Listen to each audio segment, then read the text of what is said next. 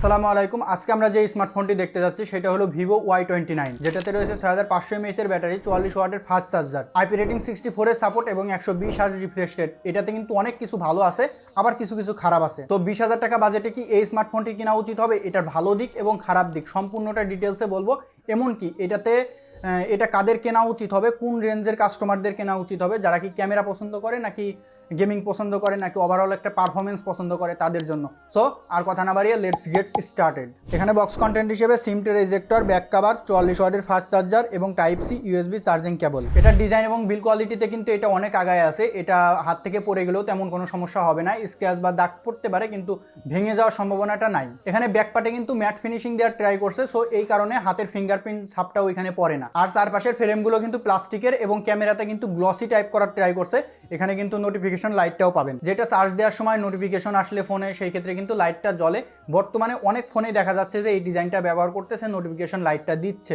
এর কারণ কি জানেন? এটা দেখতে একটু সুন্দর লাগতেছে, ডিজাইনটা একটু আপগ্রেড হচ্ছে সেই কারণে। এখানে ডিসপ্লেতে 6.68 ইঞ্চি একটি ডিসপ্লে ব্যবহার করছে, 120 হার্জের সাপোর্ট। এইটা কিন্তু LCD panel, IPS LCD panel. এই ডিসপ্লের আপার সাইডে 5 কাট আউট দিয়ে ক্যামেরাটা দিয়েছে, এটা কিন্তু দেখতে সুন্দর। তবে যদি আরেকটু ন্যারো রাখার ট্রাই করতে তাহলে আরও বেশি সুন্দর হতো। এটার সিন এবং বেজেলসগুলো মোটা মোটা লাগবে আপনার কাছে, অবশ্যই মোটা লাগবে, কারণ একটু যদি আরেকটু ন্যারো রাখতো তাহলে পরে ঠিকঠাক লাগতো। এখানে 1000 পর্যন্ত ব্রাইটনেস পাবেন, হাইস্ট ব্রাইটনেস। এটা কিন্তু একটু কম হয়ে যাবে আউটডোরে গেলে, সানলাইটে গেলে, তবে দেখতে অতটা অসুবিধা হবে না। একদম মিডিয়ামের ভিতর বলা যায় যে মিডিয়ামের ভিতর আছে। একদম বেশি হাই যে ভালো, আর একটু বেশি দিলে হয়তো বা ভালো লাগতো, যে 1300 বা 1400 দিলে সেক্ষেত্রে ঠিকঠাক বলা যেত, একদম প্রপার।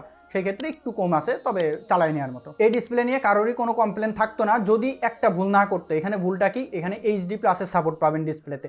এইটা যদি ফুল এইচডি প্লাস হইতো তাহলে পারে অনেক ভালো হতো। তবে এইচডি প্লাস হওয়ার কারণে কন্টেন্ট, মুভি এগুলার কিন্তু কালার অ্যাকুরেসিটাও কম পাবেন, প্লাস শার্পনেস, ক্লিয়ারিটিটা একটু কম দেয়।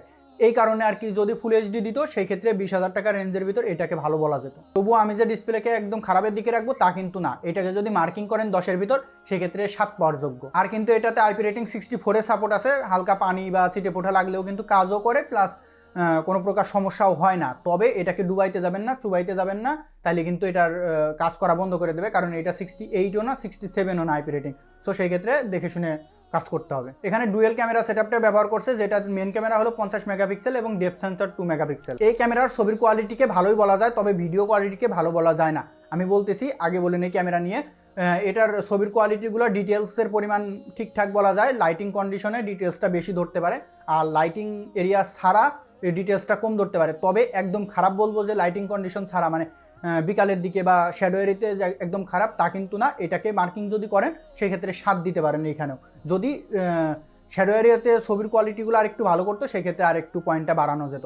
সেই ক্ষেত্রে আপনারা এটা দেখে শুনে নিয়েন। তবে ক্যামেরার কোয়ালিটি আমার কাছে এই 20,000 টাকা রেঞ্জের ভিতরে সবগুলোর বিবেচনায় ঠিকঠাক লাগছে। পোর্ট্রেট ডাইনামিক রেঞ্জ যেমনই থাকুক, এজ ডিটেকশনটা ভালোই করতেছে। আর এটার ভিডিও যদি আমি বলি, এখন আসি, এটাতে 4K 2K কোনোটাই দেয় নাই। সো যদি 1080p দিত ভালো করে তাইলেও হয়তো। এখানে 1080p 30 FPS পর্যন্ত পাবেন। এটা যদি 60 FPS করতো তাহলে পারে এই ক্যামেরাকে বলা যেত যে ক্যামেরার জন্য, ডিসপ্লের জন্য আর হলো ব্যাটারির জন্য আপনারা এই ফোনটা নেন।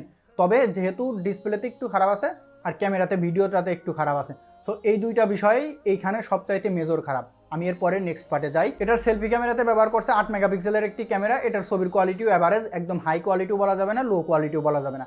এজ ডিটেকশন এবং ডিটেলসের শার্পনেস, ক্লিয়ারিটিটা একটু বেশি দেয়, তবে ডিটেলসের অভাব আছে। এটার সাইজ 6.68 ইঞ্চি, থিকনেস 8.1 মিলিমিটার এবং ওয়েট 208 গ্রাম।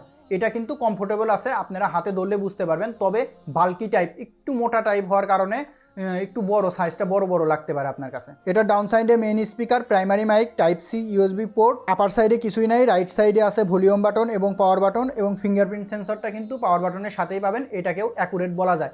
একদম খারাপ পারফরমেন্স দিচ্ছে তা কিন্তু না, মোটামুটি ঠিকঠাক আছে। আর লেফট সাইডে সিম ট্রে, যেটাতে 2টা সিম ব্যবহার করতে পারবেন, অথবা একটা সিম, একটা এক্সটার্নাল মেমোরি কার্ড ব্যবহার করতে পারবেন। এখানে কিন্তু 3.5 মিলিমিটারের হেডফোন জ্যাকটা দিতে পারতো, যেহেতু ফোনটা মোটা আছে, একদম চিকন পাতলা না, সেক্ষেত্রে দেওয়া উচিত ছিল। আর এটার অপারেটিং সিস্টেম হিসেবে অ্যান্ড্রয়েড 15টা ব্যবহার করা হয়েছে, যেটা কিন্তু লেটেস্ট। আর এখানে ফান্টাস ওএস ব্যবহার করছে, যেটা কিন্তু ভিভোর একটা ভালো সাইড, একদম গুড সাইডের ভিতরে একটা। যেই ইউআইটা নিয়ে আপনাদের কারোরই কোনো কমপ্লেন থাকার কথা না, কারণ এই ইউআইটা এনাফ, মানে গুড, বেটার বলা যায়। এই রেঞ্জের যত ফোন আছে তাদের ভিতরে ভিভোর ইউআইকে আগায় রাখা যায়।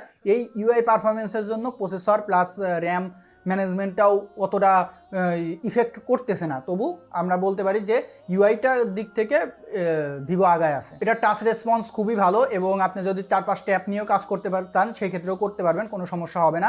ল্যাগের দেখা বা ফ্রেম ড্রপ একটু কম পাবেন, একদম পাবেন না তা না, একটু কম পাবেন আদার্স ব্র্যান্ডের তুলনায়। এখানে প্রসেসর হিসেবে ব্যবহার করছে স্ন্যাপড্রাগনের 685, এটা কিন্তু 6 ন্যানোমিটারে তৈরি। সো এটার হিট হওয়ার সম্ভাবনাটা অনেকটাই কম, তবে যদি গেম খেলেন সেই ক্ষেত্রে হিটটা একটু হইতে পারে। এটার আন্তত স্কোর হচ্ছে 330 থেকে 40-এর মাঝামাঝি। এই প্রসেসরটা কিন্তু অনেক আগের প্রসেসর, 2021-22-এর দিকে বেশি দেখা যেত এই প্রসেসর, তবে এই টাইমে এসে এই প্রসেসরটা দেওয়াটা একটু বোকামি, যে আর একটু ভালো করতে পারতো। এটা জাইরো সেন্সরটাও কিন্তু কাজ করে না। এটার সিঙ্গেল কোরের পারফরমেন্স হলো 400 থেকে 500-এর ভিতরে, আর মাল্টি কোরের পারফরমেন্স হলো 1500 থেকে 1600-এর মধ্যে। এটাতে র্যাম হিসেবে 6 জিবি র্যাম, 128 জিবি স্টোরেজ ব্যবহার করছে, তবে এখানে আপনারা 8 128 এবং 8 256 জিবিটাও পাবেন। 6 128-এর প্রাইস পড়বে আপনার অ্যারাউন্ড 19,999, মানে 20,000, আর বাকিগুলোর থেকে 2,000 ও 1,000 করে বাড়বে প্রত্যেকটাতে। এটাতে স্টোরেজ হিসেবে ব্যবহার করছে eMMC 5.1, এটা কিন্তু বাদ। বর্তমানে বলা যায় যে এই স্টোরেজটাই বাদ। যদি UFS 2.1 দিত তাও মানা যেত, 2.2 দেওয়ার দরকার ছিল না, 1 দিলেও মানা যেত। এই স্টোরেজ টাইপের কারণে পারফরমেন্সটা এখানে ইউআইতে যতটা আগায় আছে, এই স্টোরেজের কারণে আরেকটু পিছিয়ে গেছে। এইভাবে বলা যায় যে ব্যালেন্স একটা, একদম খারাপও না, বেশি খারাপও না, বেশি ভালো নয়। তবে স্টোরেজ টাইপটা যদি ভালো করতো সেক্ষেত্রে কিন্তু পারফরমেন্সটা আরও ভালো পাওয়া যেত। এই রেঞ্জের ভিতরে যারা একটু মানে পারফরমেন্স নিয়ে একটু ছিল, যে আমরা একটু পারফরমেন্সটা ভালো চাই, রিফ্রেশ রেটটা ভালো চাই, সেই ক্ষেত্রে ভালো হতো। তবে এই ক্ষেত্রে ইউএফএস এর কারণে এটা পিছিয়ে যাচ্ছে আবারও। এটাতে আপনারা 2D গেমগুলো খেলতে পারবেন এবং পাবজি, অ্যাসফল্ট 9 অথবা অ্যাসফল্ট 9-এ কালার অ্যাকুরেসিটাও অনেক কম, তবে পাবজিতে 40 FPS বা 30 FPS পর্যন্ত পাবেন, যেটা কিন্তু FPS ড্রপ করবে, গ্রাফিক্স কোয়ালিটিটাও অতটা ভালো না। তবে 2D গেমগুলো টাইম পাসের জন্য খেলতে পারবেন, সমস্যা হবে না। এখানে বাজিমাত করছে হলো ব্যাটারিটা। এখানে 6500 mAh এর ব্যাটারি এবং 44 ওয়াটের ফাস্ট চার্জার ব্যবহার করছে। এইটা কিন্তু চার্জ হইতে বেশি সময় লাগবে না, আর চার্জ ফুরাইতেও বেশি সময় লাগবে। সো এটা বিপরীতমুখী, যে একদিন প্লাস 1.5 দিনের মতো আপনারা একটা সাপোর্ট পাবেন। আর যদি টানা চালান বা গেম প্লে করেন, হালকা পাতলা কাজ করেন, ক্যামেরা দিয়ে ছবি করলেন, ভিডিও করলেন, সেই ক্ষেত্রে আপনারা সর্বোচ্চ 6 থেকে 8 ঘন্টার মধ্যে একটা ব্যাকআপ পাবেন। এই স্মার্টফোনটি কেনার সময় কনফিউশনের সৃষ্টি হবে, কারণ এটাতে অনেক কিছু ভালো আছে, অনেক কিছু খারাপ আছে।